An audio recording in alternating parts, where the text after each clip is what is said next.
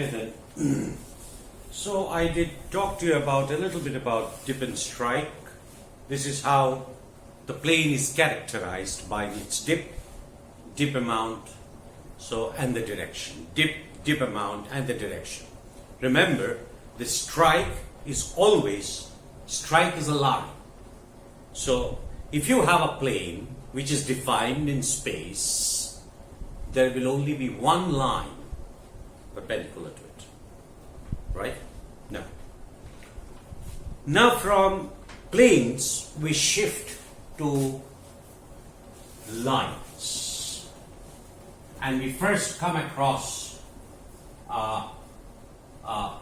this point, which is a line. Now line is defined by a term called a plunge. So let's say this is north. This is north, right in front of me. Right? And there is a line. And there is a line. You see, at the moment, I can construct a plane which is perpendicular to the horizontal. Actually, I can construct a vertical plane passing through the line. There will be only one plane. A vertical plane containing the line. Have you understood? So if my line is pointing to the north, then whether I take this, if I happen to change the line, orientation of the line, but on the plane, then you can see this line, I can change. So what is changing? The angle between the horizontal and the line, that is changing. Right? So this is called the plunge amount. What is the plunge amount? It is the angle made by a line with the horizontal measured on a vertical plane. That is plunge. What is plunge? Plunge amount is the angle made by a line with the horizontal, which is my finger, on a vertical plane. So the vertical plane contains the horizontal line as well as the line that I am concerned about. So this angle is called the plunge amount. But only this angle will not, because we will not know in which direction it's plunging. So here I will have the plunge amount. Say here, what will be the angle? Roughly say 30 degree, but towards north, not 0 degree. So wherever you go, you have to find out the north with the compass, and you put the line and you rotate it to 30 degrees, and you will be able to place the line. So essentially, you're translating the line but not rotating. You're translating it parallel or perpendicular. It does not matter. Wherever it is, the orientation of the line will not change with respect to the north. So once again, the definition. Plunge is the angle made by a line with the horizontal measured on a vertical plane. That's the plunge. The plunge is the angle made by the line with the horizontal measured on a vertical plane. That is what is called plunge amount. And the direction in which the plunge is plunging is called the direction. So for this, the plunge amount is 30 degree towards 0 degree north. Or let's say for this amount will vary between 0 to 90 degree. 0 to 90 degree. It can vary. It can be a line which is parallel to the horizontal. So the plunge will be 0 degree.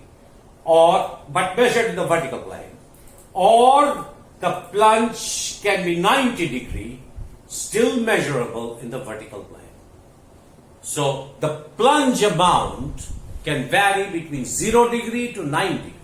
And how is the amount?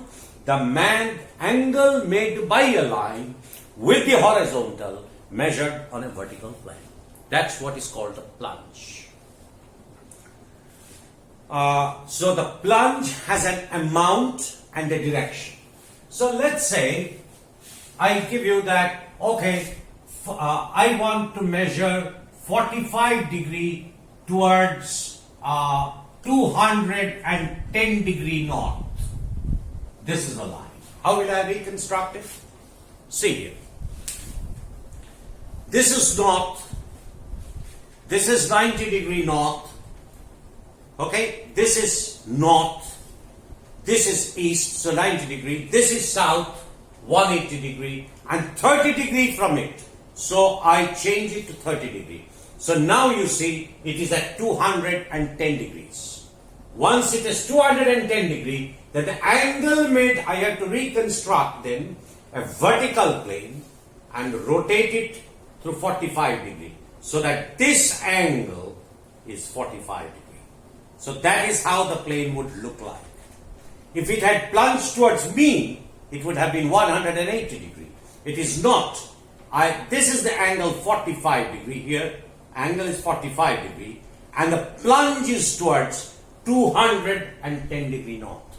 And I can take it anywhere and yet without rotating. And that is your plunge amount. So the plunge involves two things. One is the plunge amount which I have determined and the direction in which it is plunging. So plunge for a line is the same as dip for a plane. Remember, in the dip amount and direction, and for a line it is the plunge amount and the plunge direction. So these are vector quantities.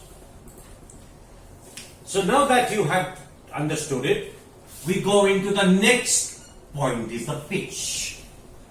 Now, let's say I am taking, you consider me as your north. You consider me as your north. So I am sitting to your north, standing to your north. So if this is north, this part is the eastern end, yes or no? 90 degree north. Is it right? It's 90 degree north or east. And this is west. Now imagine this to be a rock.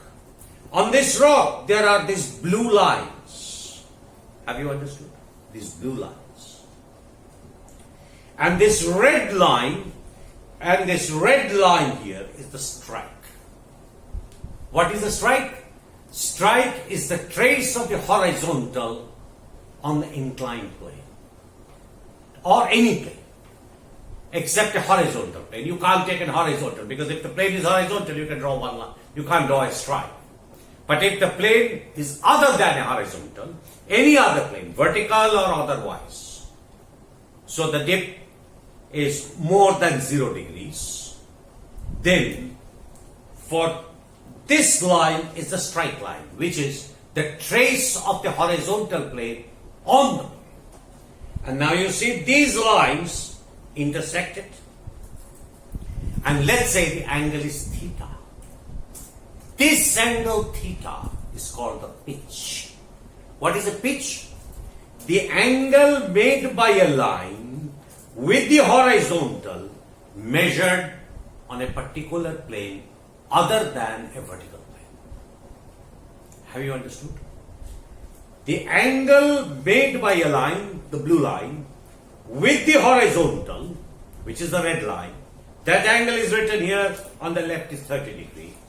That angle, the angle made by a line with the horizontal measured on any plane except a vertical plane is called the pitch.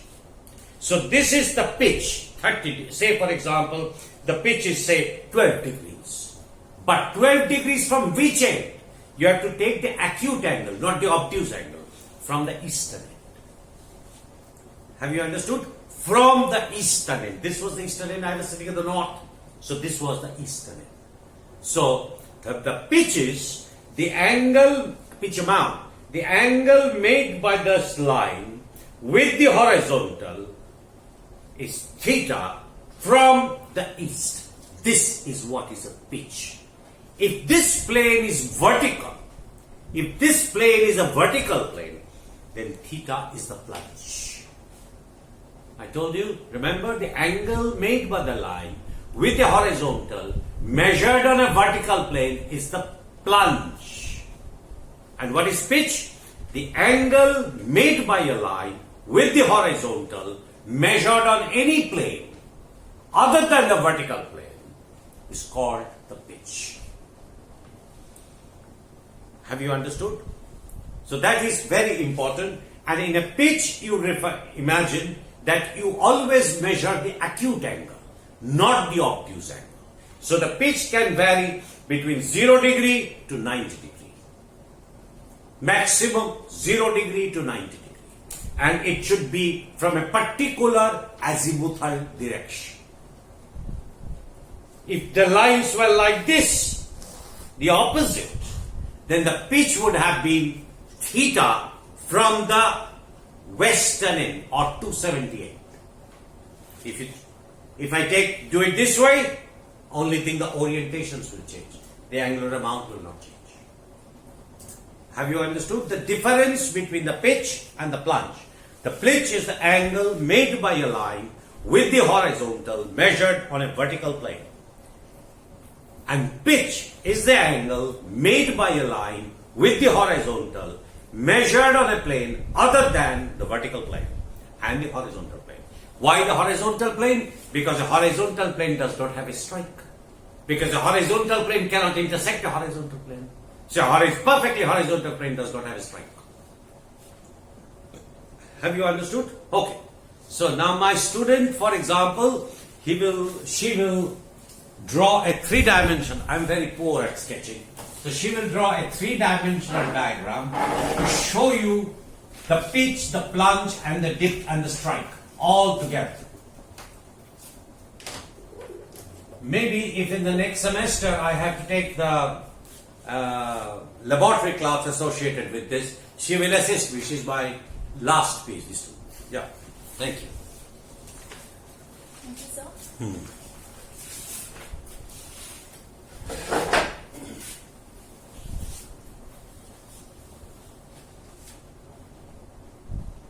If you need some other colors. Yes, I will use the colors.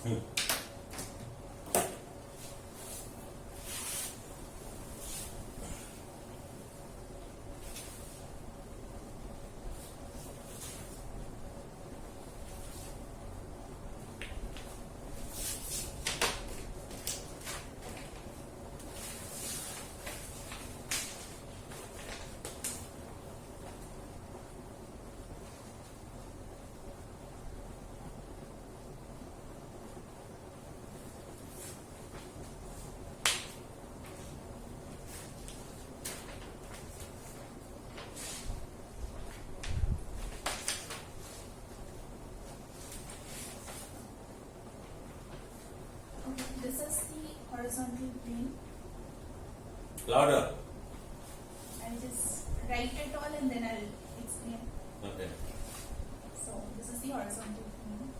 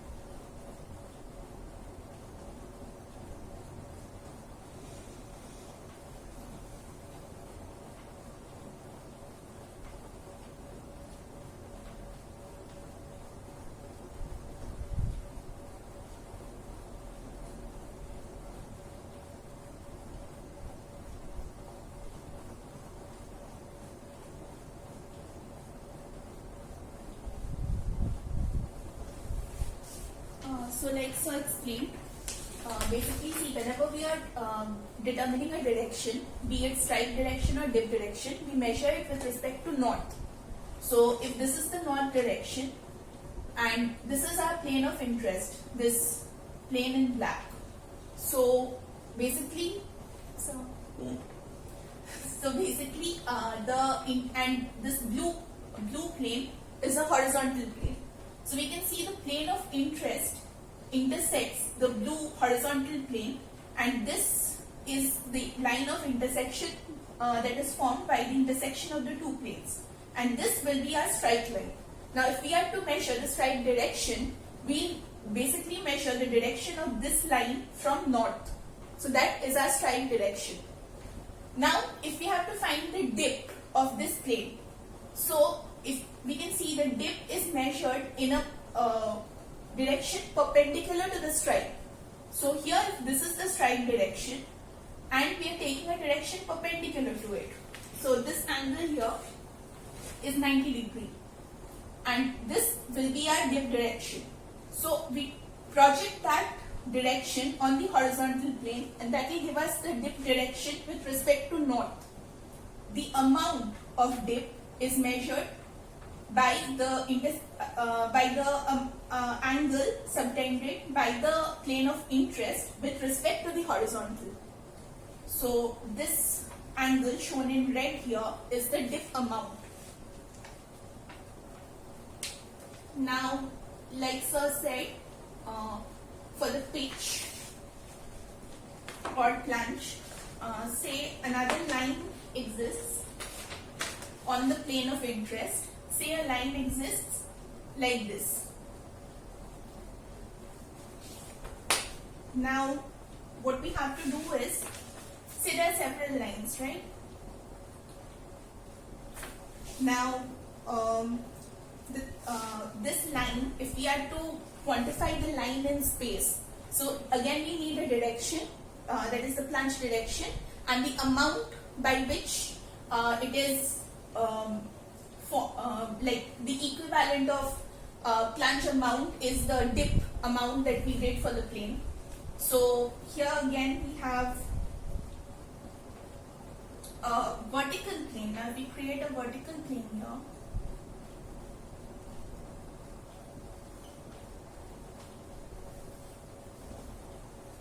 This is a vertical plane because this is 90 degree.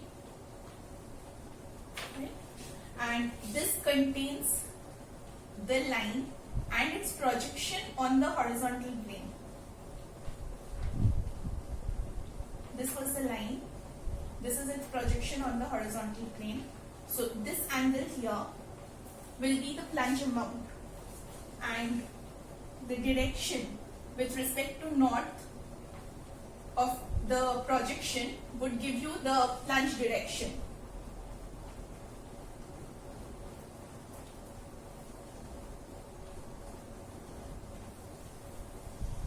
And this is the plunge amount.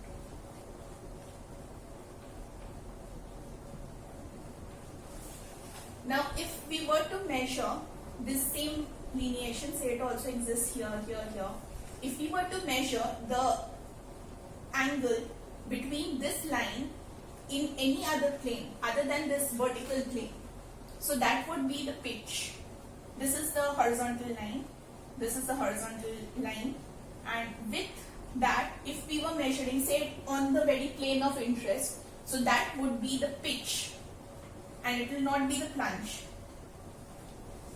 So these are the components that sir spoke to you about. I think he'd like to come up and explain it in a better form. Yeah, thank you. Thank you. No, this is perfect. I think I just thought I'm horrible at sketching. She's much better. So you understand this, that dip and strike are quite clear. I think she repeated it very well.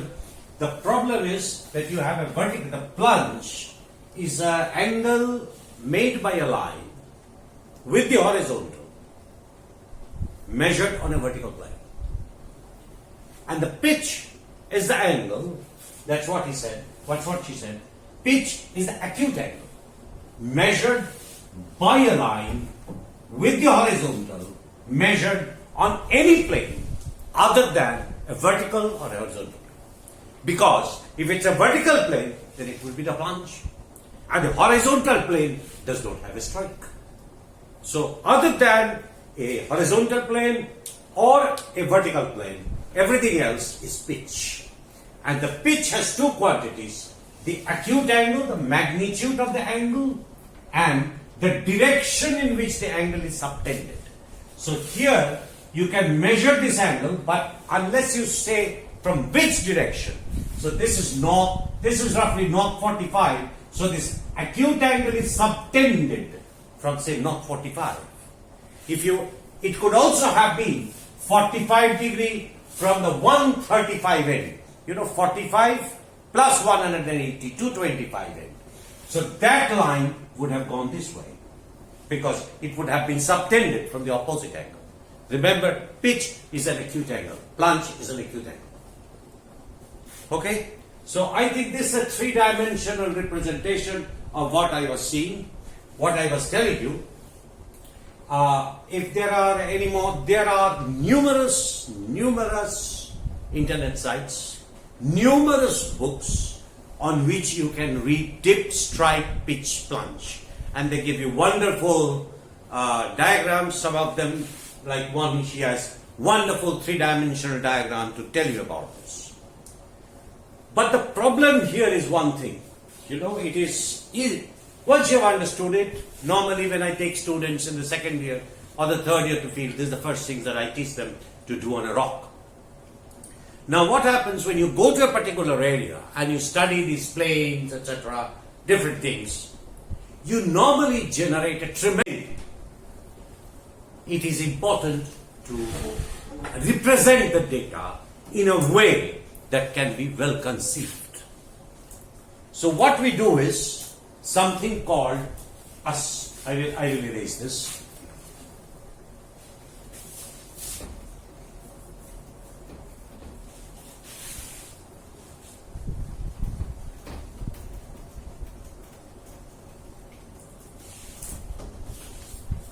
Something called a stereographic projection.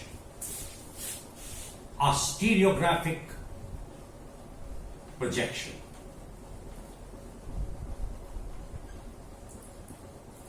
In order to handle so much data, okay, before I do this, I will give you a problem which you have to find out yourself.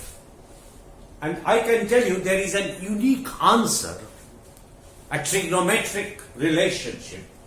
If I call pitch as P, dip as D, and plunge equal to, say, phi. So these are the three parameters: pitch, dip, and plunge. There exists a unique geometric relationship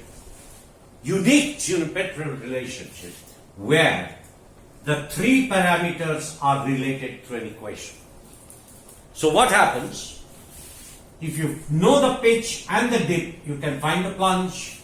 If you know the pitch and the plunge, you can find the dip. Or if you know the plunge and the dip, you can find the pitch. There is a geometric relationship between the pitch, the dip, and the plunge. Now, I leave it to you, please remember this, I leave it to you for the derivation. I will not derive it. You have to see it, and what I will try to tell you, as she had drawn it, my student had drawn it, it is simple, but it is not very simple. You have to get the grasp of it in 3 dimensions. So unless your concept is clear, you will not be able to do it yourself. So I will suggest to you that you go to the internet or to a book or whatever site suggests and say relation between pitch, plunge and depth, and try to find that out, and the derivations are given.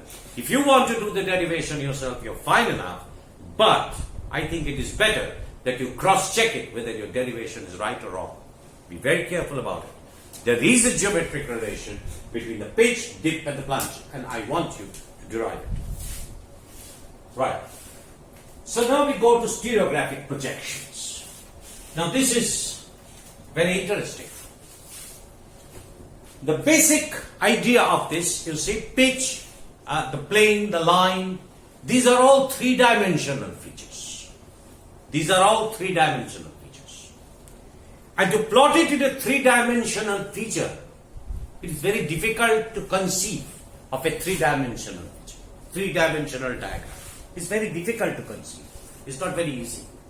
So we try to do it in a way that we can do it on a 2D plane, two-dimensional plane. Just like I am a person in 3 dimensions, yes, but if I have a light source there, and I have a light source, and I project myself on a plane, I generate a 2-dimensional figure of myself. And there are planes which I can move and the shadow will change, so the projection will also change as I move between the source and the projection plane. But what I am doing, the 3-dimensional part of me is being projected on a plane which is 2-dimensional and therefore easy to handle. So the stereographic projection that I will show you now essentially does this. Does what? Project the 3-dimensional lines, etc., planes, etc., onto a 2-dimensional plane. And again, understanding stereographic projections, you get numerous internet sites everywhere. You have to just give stereographic projections of plane plus structural geology, and you will get hundreds of sites which tell you this, define. You can, even if you can give problems, they can solve. So these are, you can do it yourself, and they give you stepwise as to how to do it. I will just give you how it is done, and then we will do some problems. We will do some problems, so that will be the point of the third in the next lecture. I will do some problems for you, but you can do numerous problems. You can think of numerous problems, but I will tell you the basic logic. Now let's say, what is a stereographic projection? A stereographic projection begins with imagining that you have a sphere. So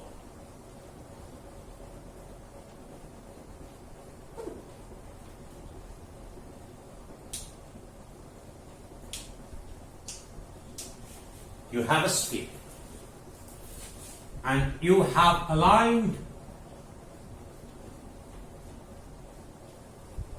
this is how it is, you have a 3-dimension. So this is north, this is south, this is east, and this is west, and this is the center. So all your things you should imagine passing through the center. Right? Now let me do one thing. Let me draw a plane.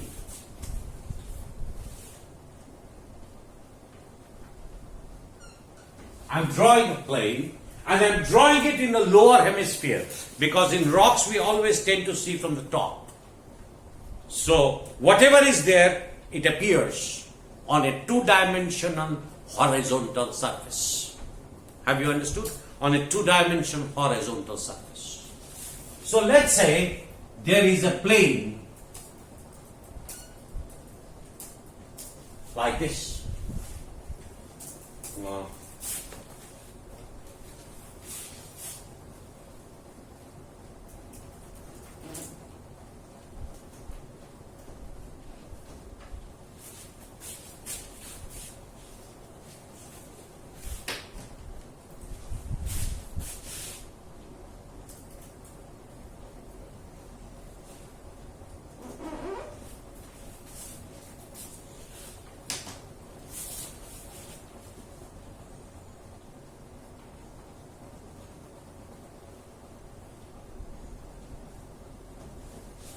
This is a plane of interest. Have you understood? This is a plane of interest. And you must remember, if you have a plane, then there is a unique normal to it. You can draw many normals, but the orientation of the normal on the plane will be the same. So essentially, what I can tell you is, on this plane, let this be the normal to the plane.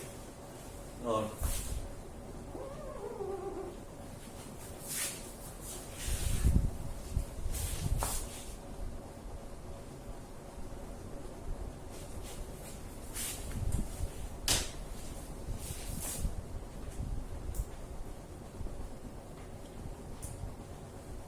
let this be the normal to the plane. This line is the normal to this plane, which is drawn in the southern hemisphere. Right? Now I take the points of intersection. I take the points of intersection here. This is the point of intersection of the sphere with the plane. And I join all these points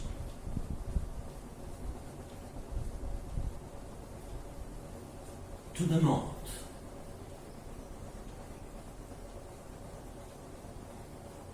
Do you understand?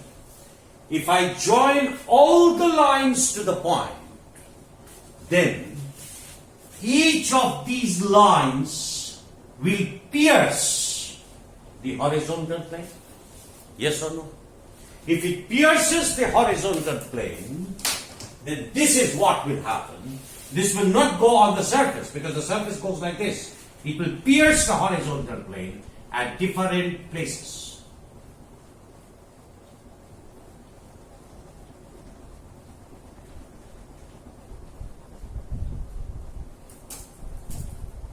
At different places, they will pierce the horizontal plane. And then I can join this line. So what has happened? This, you can see, this blue line essentially is the projection of a plane in 3 dimensions on the horizontal surface.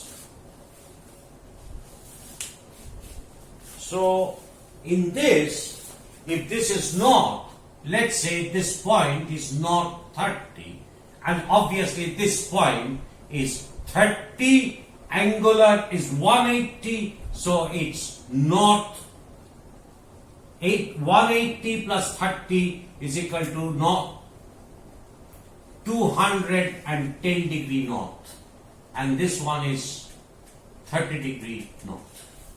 This is 210 degree north. Let's say the dip of the plane, you can see this is the direction of the dip amount.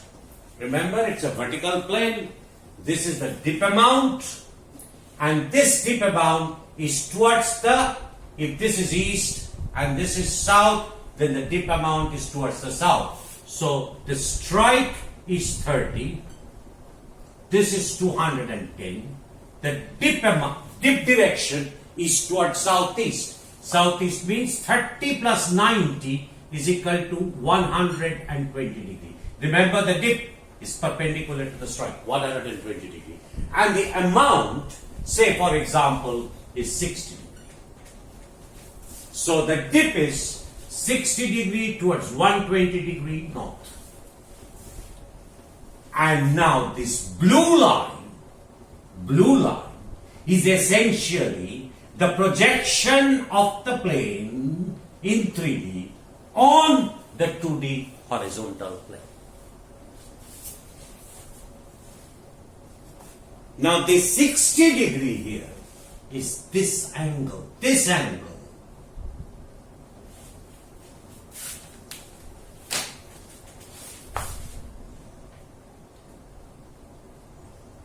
This angle is 60 degree. Why?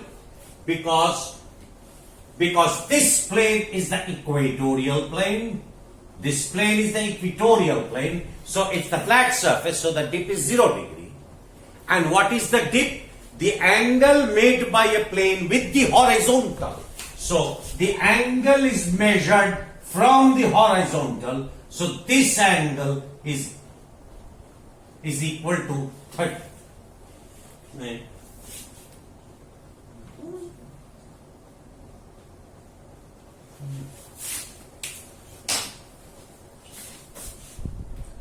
Okay, so this is the dip direction, and this is the angle of this is.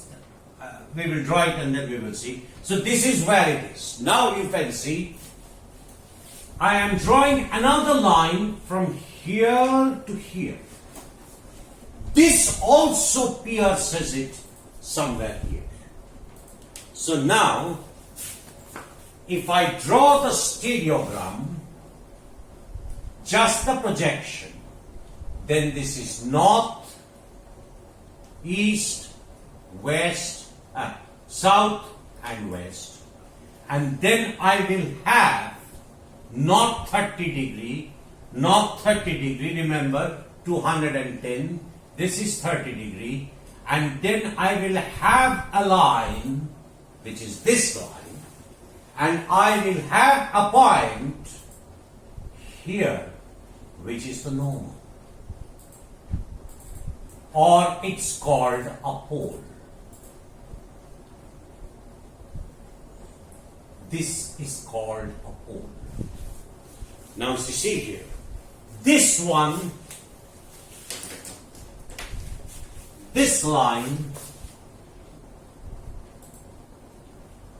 is the same as this, and this is the normal here. This one projected onto this, and this is the normal, and this is the dip direction.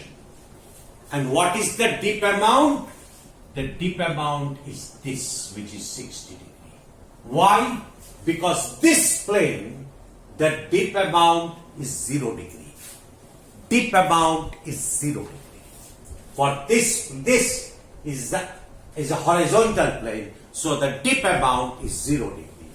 And if I draw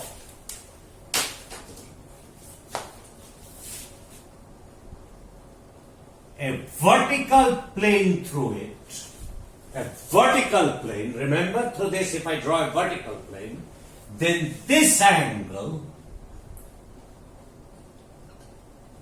is 90 degree.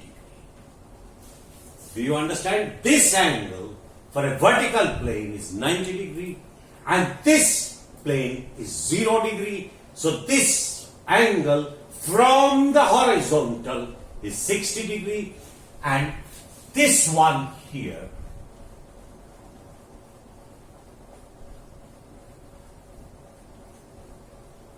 this angle is 90 degree. This angle is 90 degree. Why? Because the angle between a plane and a line is 90 degree.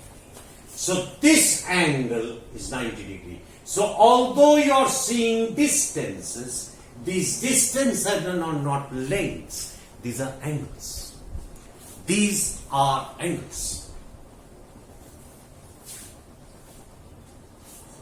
Okay? So, this is my plane which dips 60 degree towards 120 degree north. The stripe is 30 and 210. So the normal to this plane, the angle between the plane, it should be on the dip direction on the vertical plane. So if I do this, then this is 60 degree. That means this one here is 30 degrees. So this will be 60 degrees.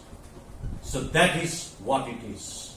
The pole then will be 60 degrees. You think about it, and then we go into the next lecture with this. But it is important to realize what we have done from this three-dimensional plane. We have obtained this representation of this, and this is called a great circle. This is called a great circle. And this is the pole. So instead of having a three-dimensional diagram, we first reduced it to a line, which is the plane, And then from the plane, the normal is a characteristic of the plane. So we put a point here, and so this we have reduced it to a point. So in a stereogram, for example, if you give a dot, that's a line. Give a dot, that's a line. Have you understood? Any point here represents a line with a particular orientation. This we will come to in the next lecture. Thank you.